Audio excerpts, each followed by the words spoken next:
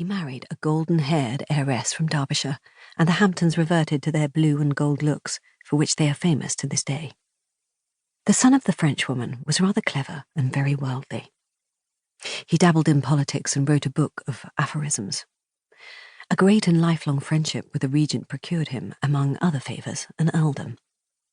His mother's family having all perished during the Terror in France, he took her name as his title. Enormously rich, he spent enormously.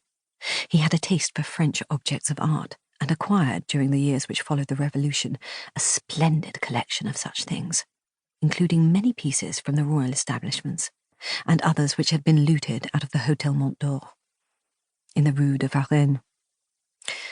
To make a suitable setting for this collection, he proceeded to pull down at Hampton the large plain house that Adam had built for his grandfather, and to drag over to England stone by stone, as modern American millionaires are supposed to do, a Gothic French chateau. This he assembled round a splendid tower of his own designing, covered the walls of the rooms with French panelling and silks, and set it in a formal landscape which he also designed and planted himself.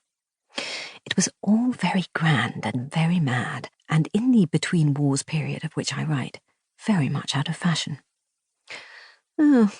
I suppose it is beautiful, people used to say, but frankly, I don't admire it. This Lord Montdore also built Montdore House in Park Lane and a castle on a crag in Aberdeenshire. He was really much the most interesting and original character the family ever produced, but no member of it deviated from a tradition of authority.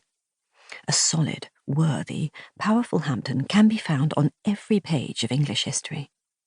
His influence enormous in the west of England, and his counsels not unheeded in London. The tradition was carried on by the father of my friend Polly Hampton. If an Englishman could be descended from the gods, it would be he.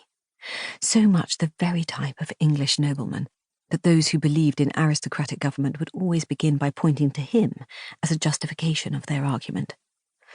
It was generally felt, indeed, that if there were more people like him, the country would not be in its present mess.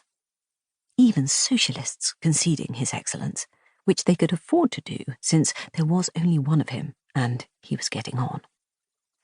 A scholar, a Christian, a gentleman, finest shot in the British Isles, best-looking viceroy we ever sent to India, a popular landlord, a pillar of the Conservative Party, a wonderful old man, in short, who nothing common ever did or mean.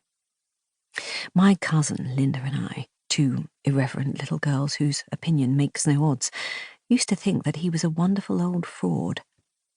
And it seemed to us that in that house it was Lady Montdore who really counted. Now, Lady Montdore was forever doing common things and mean, and she was intensely unpopular, quite as much disliked as her husband was loved, so that anything he might do that was considered not worthy of him, or which did not quite fit in with his reputation, was immediately laid at her door. Of course, she made him do it.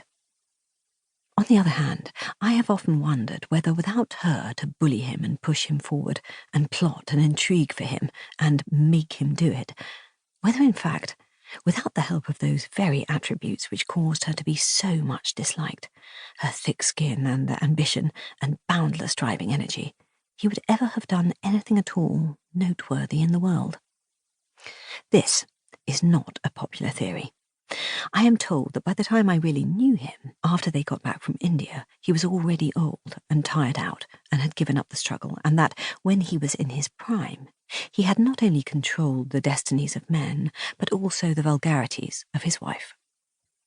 I wonder. There was an ineffectiveness about Lord Montdore which had nothing to do with age. He was certainly beautiful to look at, but it was an empty beauty, like that of a woman who has no sex appeal. He looked wonderful and old, but it seemed to me that, in spite of the fact that he still went regularly to the House of Lords, attended the Privy Council, sat on many committees, and often appeared in the birthday honours, he might just as well have been made of wonderful old cardboard. Lady Montdore, however, was flesh and blood all right.